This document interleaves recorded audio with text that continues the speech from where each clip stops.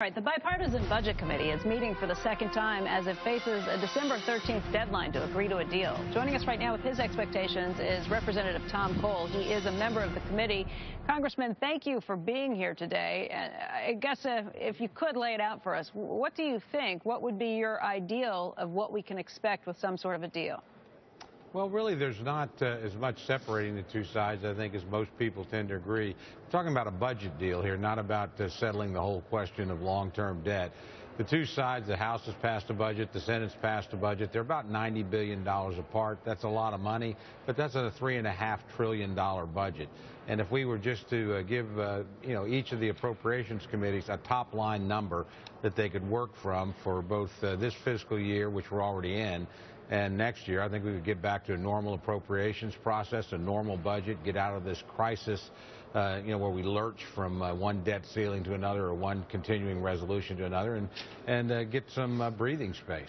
$90 billion doesn't sound like a big deal when you consider the size of the budget, but I'm guessing it's not as easy as splitting it down the middle and taking a $45 billion difference between the two.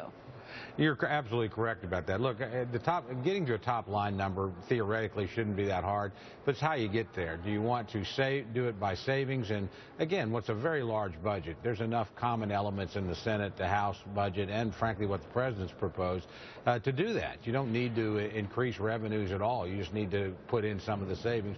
On the other hand, some of our friends on the other side of the aisle, want to do just that. They want to raise taxes. I think that's a non-starter in this environment.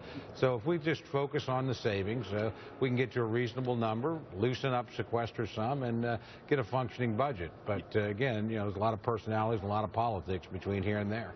Congressman Cole, Ben White from Politico.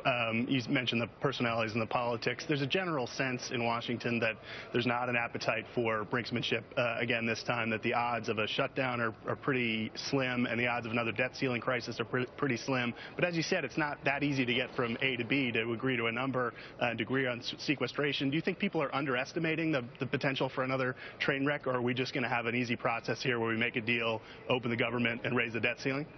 I don't think it's going to be an easy deal. I'm not too worried about the debt ceiling. I think actually both sides showed last time that really is a red line that neither one of them is willing to cross. But we did stumble into shutting down the government, which I don't think was a particularly good idea.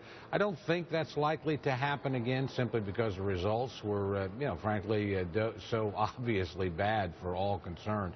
But there's always the risk. I mean, I think, we're not moving fast enough in the right direction, in my opinion, and we need to get pretty serious. This committee is supposed to report literally about 30 days from today.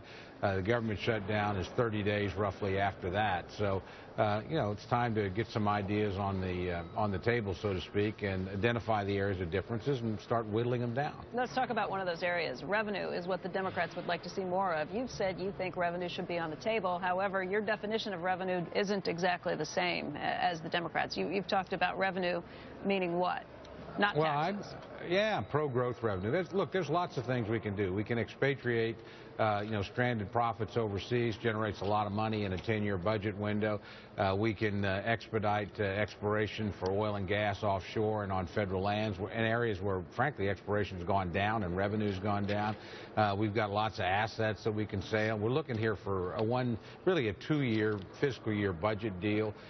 There's more than enough money in savings to find that. We could frankly reach a budget deal just by adopting the President's proposals on changed CPI, which both saves you money in terms of what you spend in entitlements over a decade, but also brings money into the Treasury because it's linked to tax exemptions and things like that. So it's both a revenue producer and a cost saver. And that would more than cover our needs. Both sides should get honest then and call it taxes, because everything you just said, I mean, if you told a Democrat, hey, yeah, sure, I'm for more revenue, we can do change CPI, we can do some more exploration on government lands for oil, we can bring back all the earnings that companies are leaving overseas, we got all that. They're going to look at you, and that's not the revenue they're talking about. They're talking about they are going to laugh you out of the room. They're talking about higher taxes. I don't think they'll want. Well, of course that's what they want, but they're not going to get higher taxes. What about closing loopholes? We're not going to get the Ryan plan on Medicare. We're not going to get Medicaid block granted to the states. Look, there's some things that both sides want that just simply aren't on the table. But if you look at what's there's more than enough in between to get to a deal. When they say, okay, what are you going to offer us for revenue, I want you to say, you know, we might consider change CPI if you guys would. Hey, I've already said those things. And look, I didn't say. I said we could. That's what they're giving you. I'm real worried about that. You know, frankly, they need a deal. We need a deal. Okay. The differences aren't that great, and we ought to be able to get it done on what's already in common in all three plans. Okay, we'll offer up some revenue, change CPI. Congressman, thank you very much. I like it. Thank you. But they're gonna. We should call it. We should stop.